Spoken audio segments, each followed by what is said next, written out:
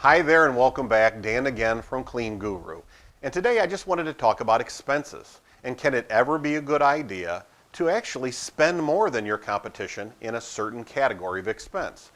You know, so often we kind of have indoctrinated into our minds that the best plan is to always tighten down the screws on every expense category as much as you can. So when it comes to supplies and equipment, advertising, all of these things we think, well, if we just really ratchet them down, then we'll have more money, they'll be more profitable, we can offer lower prices. Well, that's the kind of mentality we want to kind of challenge today and think about differently.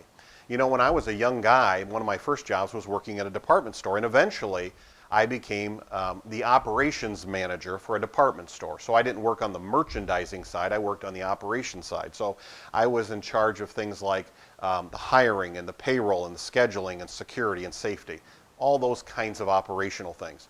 And I remember I was down on the first floor of the department store and I was talking to the store manager and I said, you know, this cosmetics department, boy, do they get an awful lot of payroll considering how big the area is here. You know, a lot of other areas in the store don't get that much payroll. And he said, Dan, you know, I want you to try to think about this in context.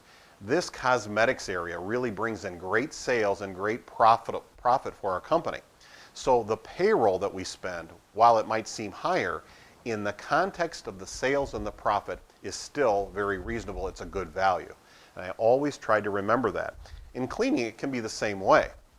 Well, how can that be? Well, if we have an important message about our company, you know, we have a uniquely delightful, significantly different measurable guarantee of performance or something that's different about our company that we think justifies a little bit higher price because it's still a great value.